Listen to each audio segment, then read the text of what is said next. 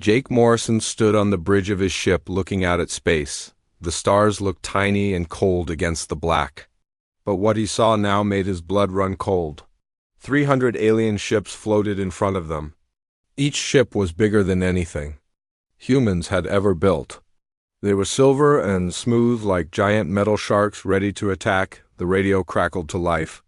Admiral Lisa Carter's voice came through from Earth. Her voice sounded worried even though she tried to hide it. Captain Morrison, we have a problem. The aliens are here and they want something from us.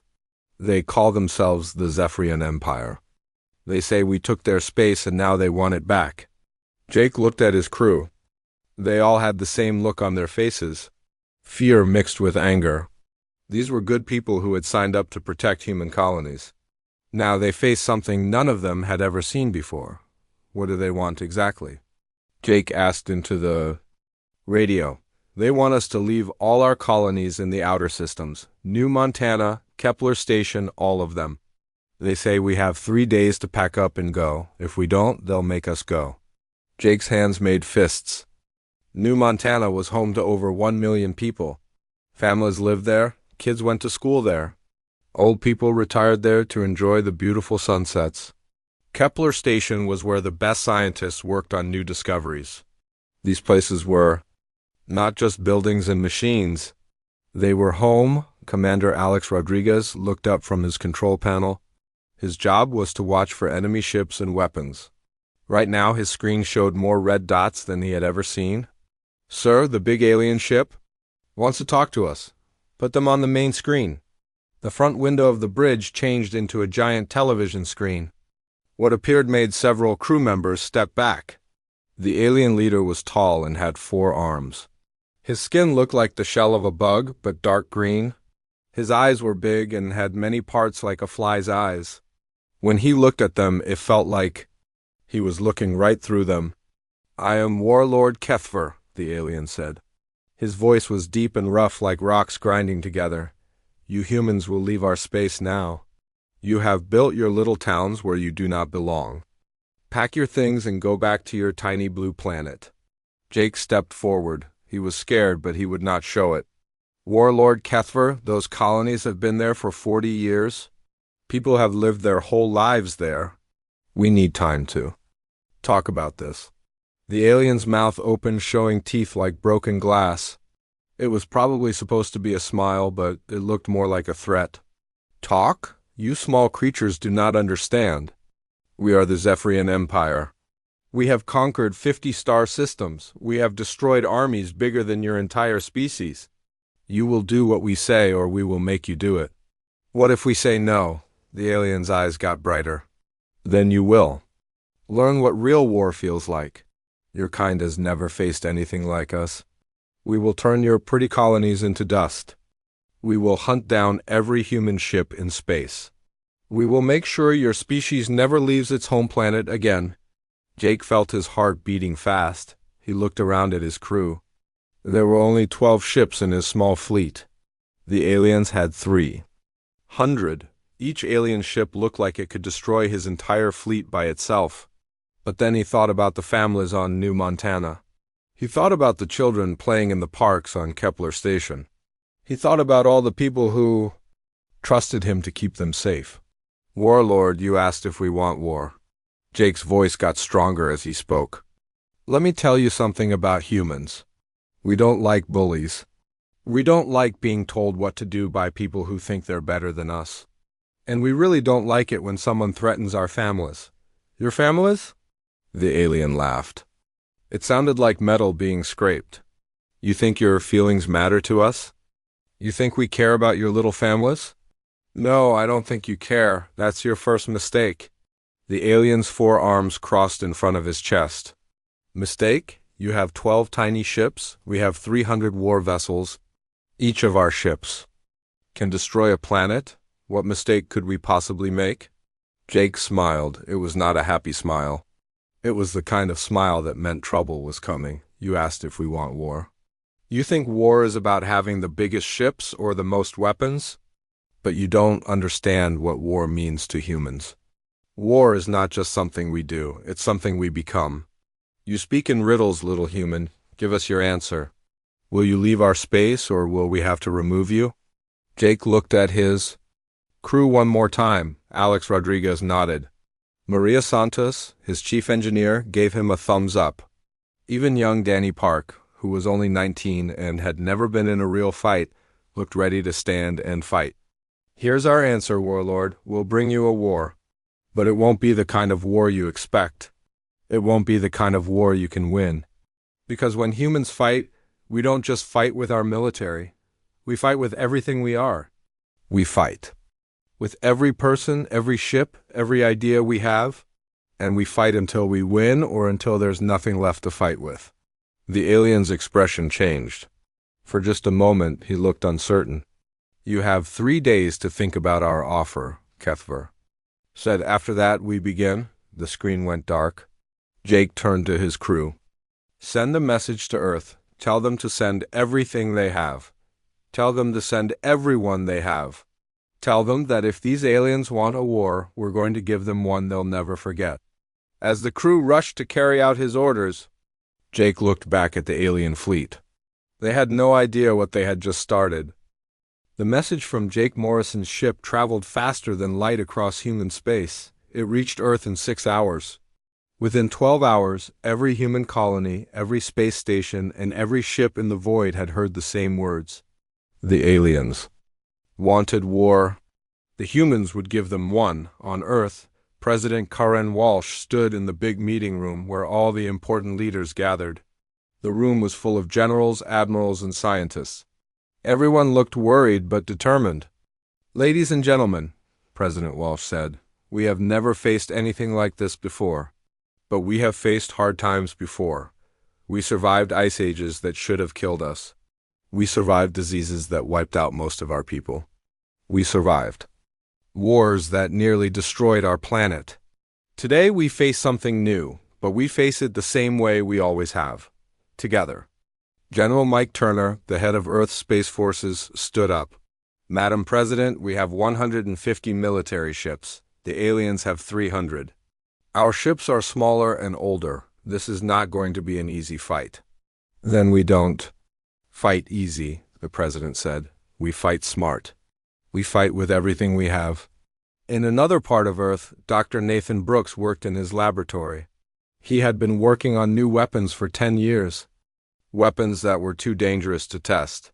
Weapons that were too crazy to use. Today, crazy was exactly what they needed.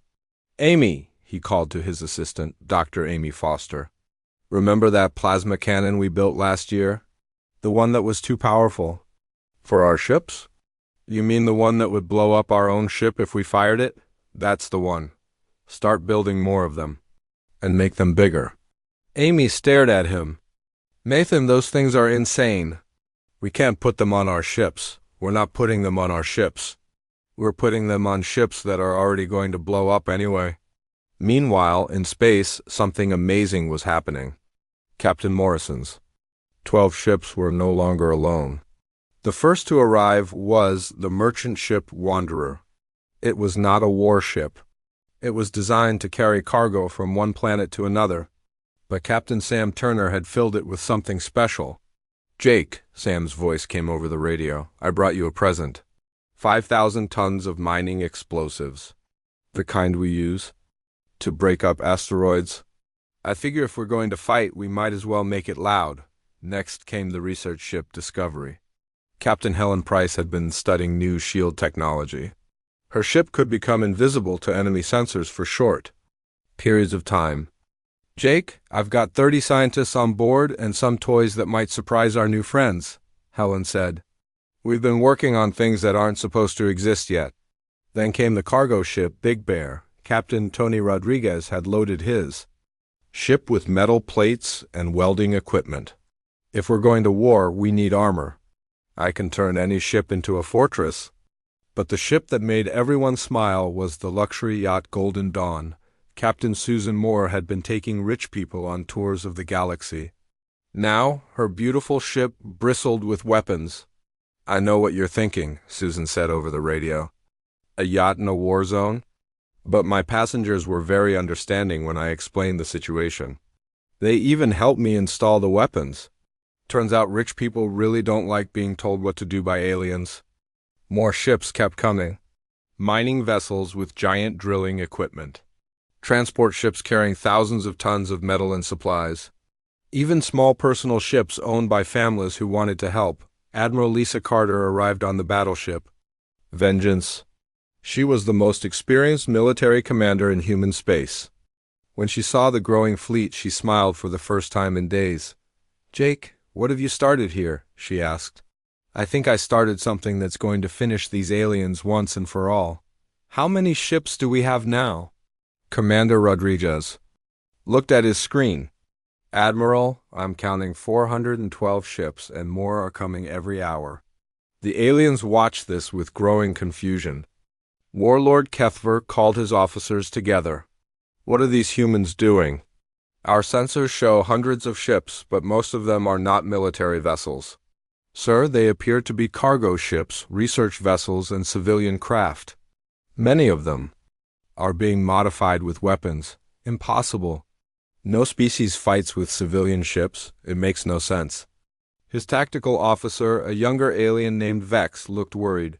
"Sir, our intelligence was wrong. We thought humans had only a small military force. But they're bringing everything they have." "Everything they have is still not enough," Kethver sighed, but he didn't sound as sure as before. Back on the human ships, something special was happening. The military commanders were talking to the civilian captains. The scientists were sharing their discoveries with the engineers. The cargo ship captains were teaching the military pilots new tricks. Dr. Brooks called Jake from his ship. "Captain, I've got good news and bad news. The good news is we finished the new weapons. The bad news is they're so powerful they'll probably destroy whatever ship fires them." "How many shots do we get?" "One per ship. But it'll be a shot they'll never forget." Captain Morrison looked at his growing fleet. He had started with 12 ships. Now he had over 400. But more importantly, he had something the aliens didn't understand. He had a species that became dangerous when threatened. "All ships, this is Captain Morrison. The aliens think they know what war means. They think war is about having the biggest ships and the most weapons. They're about to learn that war is about having the most determination. And nobody is more determined than humans protecting their families." The radio crackled with hundreds of voices all saying the same thing. "Ready for battle, Captain. Let's show them what humans can do." Jake looked at the alien fleet. They were still sitting there, waiting for the humans to surrender. They had no idea that their 3-day ultimatum had become their own countdown to disaster. "Admiral Carter," Jake said, "I think it's time to show our guests what human hospitality looks like." The war was about to begin. The 3 days were up.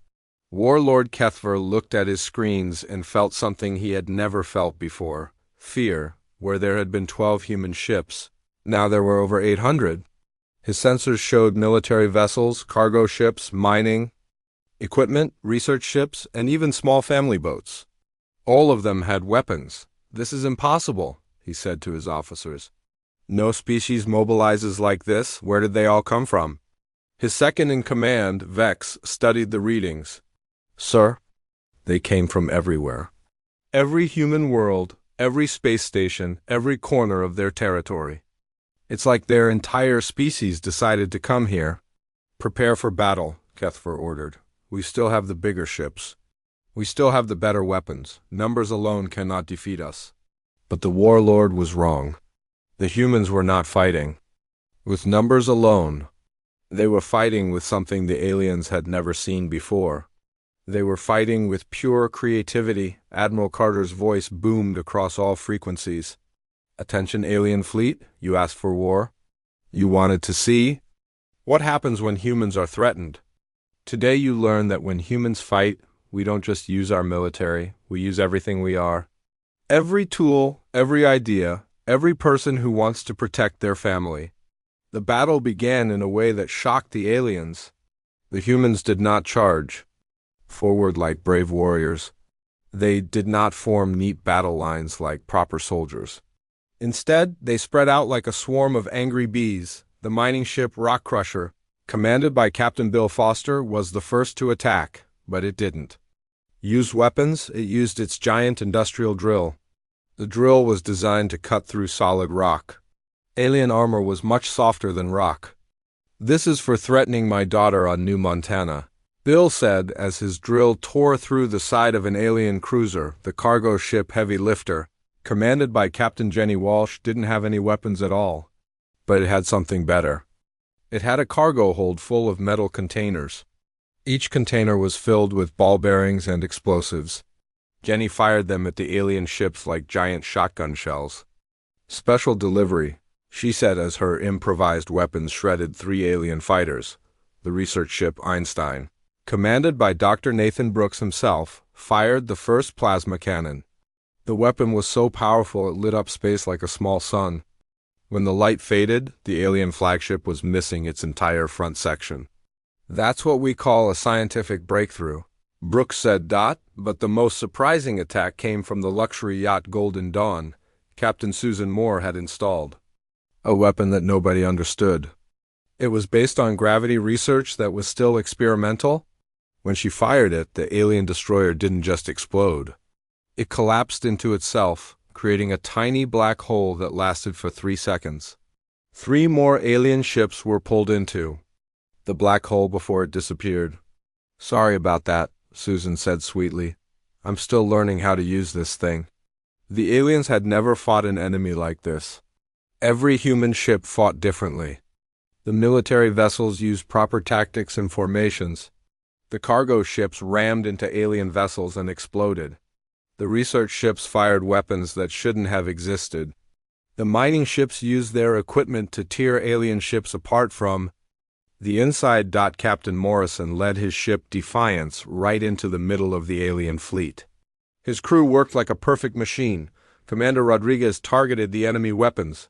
Chief Engineer Maria Santos kept the engines running at maximum power. Young Danny Park, despite his fear, kept the communications working so all the human ships could coordinate.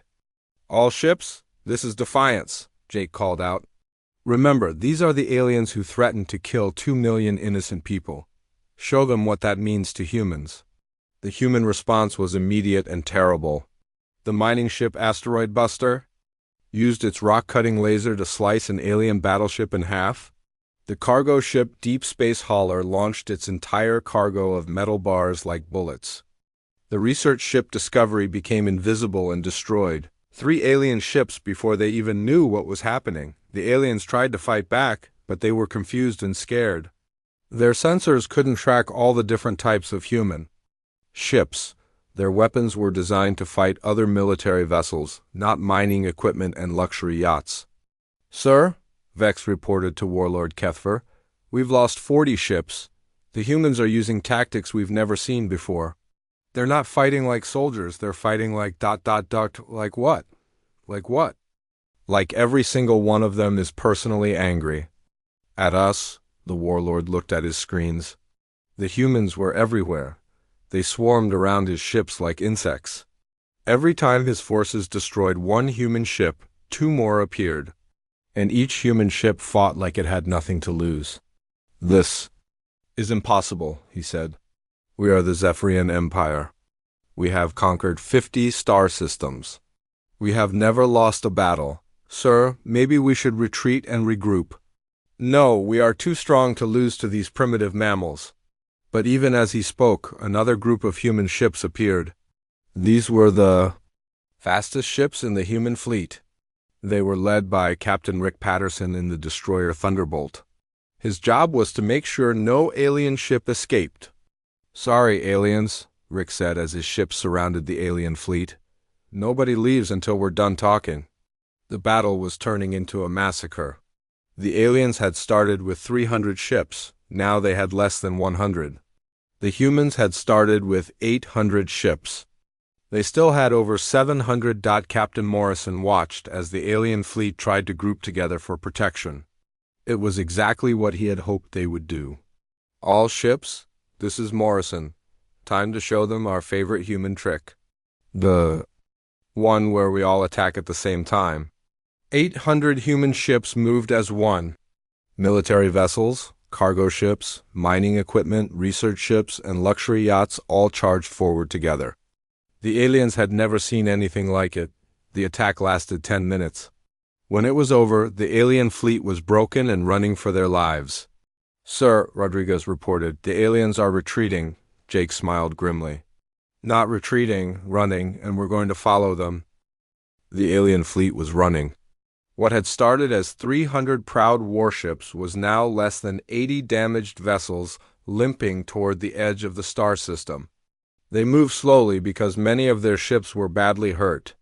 Some had holes in their sides. Others had lost their weapons. All of them were scared. Warlord Kethver sat in his command chair looking at the destruction around him. His beautiful flagship was barely flying. Half his crew was dead or wounded. His engines were making terrible noises. But worst of all, the humans were following him. "Sir," Vex said, his voice shaking, "the humans are not letting us leave. They're hunting us." "How many ships are chasing us?" "All of them, sir." "Over 700 ships. They've split into groups, and they're surrounding us."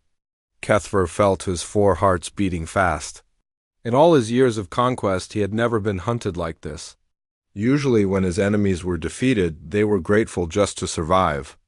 But these humans were different. They wanted to finish what he had started. Captain Morrison stood on the bridge of his ship Defiance. His crew was tired but determined. They had been fighting for 6 hours. Now came the hardest part. "Admiral Carter," Jake called over the radio, "the aliens are trying to escape. Should we let them go?" "Negative, Captain. They threatened to kill 2 million innocent people. They said they would hunt down every human ship in space. They said they would make sure we never left our home planet again. We're going to make sure they never threaten anyone ever again."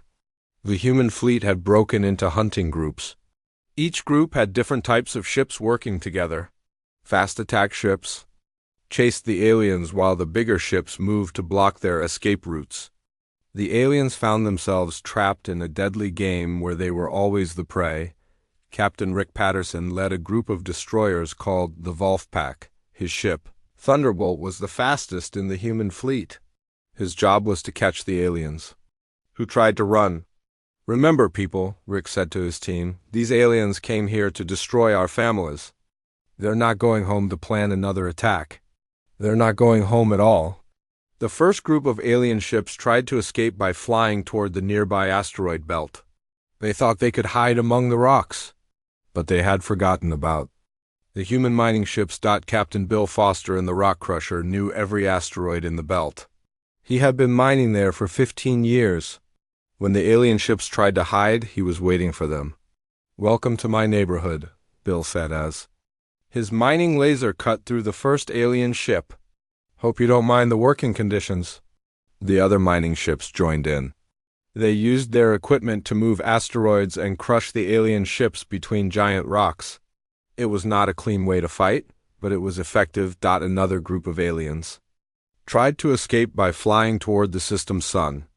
They hoped the radiation would hide them from human sensors. But the research ship Solar Wind was already there. Captain Dr. Amy Foster had been studying the sun for 3 years. "I know every solar flare and radiation burst in this system," she said. "You picked the wrong place to hide." Her ship used experimental shields to get close to the sun. The aliens could not follow without burning up. When they tried to turn away, the military ships were waiting for them. The most desperate group of aliens tried to reach the hyperspace jump point at the edge of the system. If they could jump to hyperspace, they could escape and warn their empire. But the humans had thought of this too. Captain Jennifer Walsh commanded the stealth ship Shadow Runner. Her ship was invisible to alien sensors. She had been waiting at the jump point for 2 hours. "This is for every human child who had nightmares about aliens coming to hurt them," she whispered as her ship fired quantum torpedoes at the escaping aliens.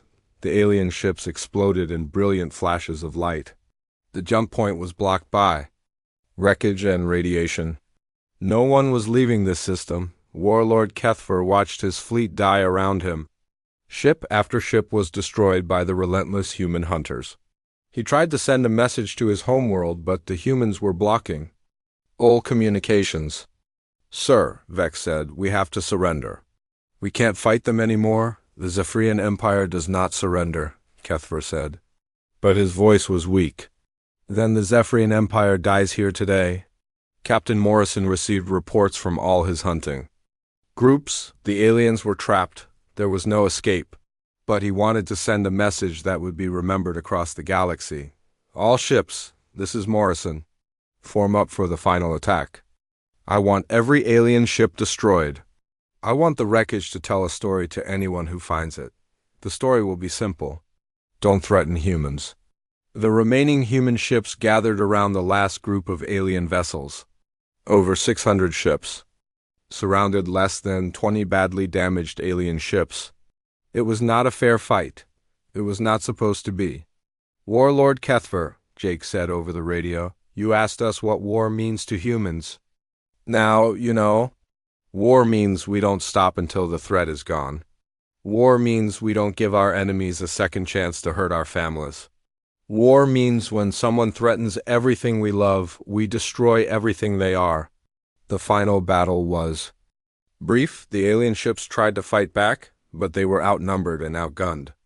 One by one, they were destroyed by the human fleet. The last ship to die was Kethver's flagship. This is impossible, the warlord said as his ship broke apart around him. We are the Zephyrian Empire. We are conquerors. We do not lose to primitive species. You're not losing to a primitive species, Jake said. You're losing to humans, and humans never forget a threat. The flagship exploded in a ball of fire. The threat was over. The alien fleet was completely destroyed. Not a single alien ship escaped to warn their empire, but the humans knew this was just the beginning. The message they had sent today would spread across the galaxy. Every species would hear about what happened when someone threatened humanity. The hunt was over, the war was won, but the legend was just beginning. The news spread across the galaxy like wildfire. The Zephyrian Empire, feared conquerors of 50 star systems, had been completely destroyed by humans, not defeated, not beaten, destroyed. Every single alien ship had been turned into floating wreckage, no survivors, no escape, no mercy. On Earth, President Karen Walsh stood before the cameras to address not just humanity, but the entire galaxy. Her words would be translated into 1,000 alien languages and broadcast to every corner of known space. Today we proved something important, she said. Humanity will not be bullied. We will not be conquered. We will not abandon our own people. We didn't choose this fight, but we finished it, and we finished it completely.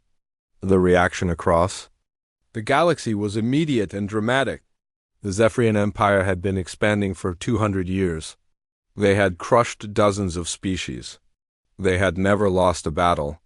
Now they were gone, wiped out by a species most aliens had never heard of. Captain Morrison sat in his chair on the bridge of the Defiance.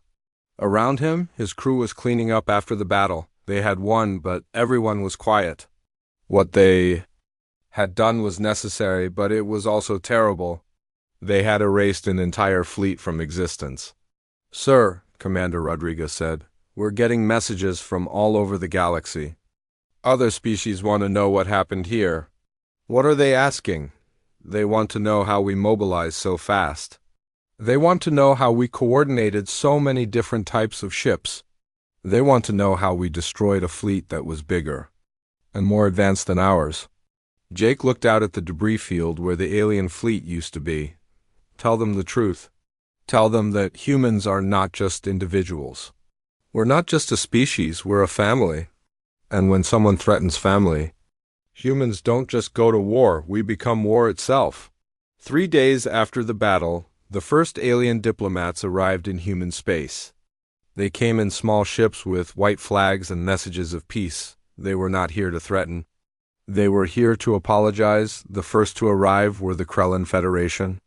They had been planning to invade human space next month. Now their ambassador, a tall blue creature named Zix, stood before President Walsh with his head bowed. Honored President Walsh, Zix said, the Krellin Federation wishes to apologize for any hostile intentions we may have had toward your species. We would like to discuss trade agreements and cultural exchanges. What changed your mind? The president asked. We saw what happened to the Zephyrians. We do not wish to test human resolve ourselves. Next came the Vorthan Empire. They had been demanding tribute payments from human colonies. Now they wanted to return all the money they had taken and offer protection services instead. The Skellig Confederation, who had been claiming human planets as their own, suddenly decided those planets belonged to humanity after all. They even offered to help defend them. Within 1 week, 17 different alien governments had sent ambassadors to Earth. All of them wanted the same thing. They wanted to be friends with humanity. They wanted to trade with humanity. They wanted to make sure humanity never ever considered them a threat. Admiral Carter was promoted to head the new Terran Defense Force. Her job was to make sure humanity was ready if anyone else wanted to test them. She stood in her new office looking at reports from across human space. The Zephyrians weren't just defeated, she told her staff. They were erased so completely that every other aggressive species in the galaxy is afraid to even look at us. Wrong. Dr. Nathan Brooks became the head of the new Weapons Research Division. His job was to keep developing the tools that had won the war. But he also had a new job. He was supposed to share some of the simpler technologies with friendly alien species. The funny thing is, he told his assistant Amy, we're not just feared now, we're respected. Other species want to learn from us. They want to understand how we think and how we work together. On New Montana, the families went back to their normal lives. Children played in parks. Old people watched sunsets. Young couples got married and planned their futures. They were safe because when they were threatened, every human in the galaxy had come to protect them. On Kepler Station, the scientists continued their research. But now they had new projects. They were studying alien technology from the wreckage of the Zephyrian fleet. They were learning how to build better ships and better defenses. Captain Morrison remained in command of the Defiance. His ship was now the flagship of the Outer Rim Defense Fleet. His job was to patrol the border and make sure no one else got ideas about threatening human space. Sir, Rodriguez said one day, we're getting a message from the Galactic Council. They want to invite humanity to join as a full member. What's the Galactic Council? It's a group of the most powerful species in the galaxy. They make decisions about trade, territory, and conflicts between species. They're offering us a seat at the table, Jake smiled. Tell them we'll think about it, but make sure they understand something. We're not interested in conquering anyone. We're not interested in expanding our territory. We just want to be left alone to live our lives in peace. And if someone doesn't want to leave us alone, then they'll learn what the Zephyrians learned. Humans protect their own. And anyone who threatens that protection will discover exactly what war means to the human race. The message was clear. Across the galaxy, humanity was not looking for trouble. But trouble should not come looking for humanity. The species that had survived ice ages and plagues and their own worst impulses had proven something important. They were not just survivors, they were protectors, and they were very, very good at it. In the depths of space, human ships continued their patrols. They carried a simple message that every alien species now understood. Humanity was peaceful. Humanity was friendly. Humanity was willing to trade and cooperate and share knowledge. But if you threatened human families, human colonies, or human lives, you would face something that had never been seen before in the galaxy. You would face an entire species united in one purpose. You would face humanity at war. And as the Zephyrians had learned, that was not a fight anyone could win.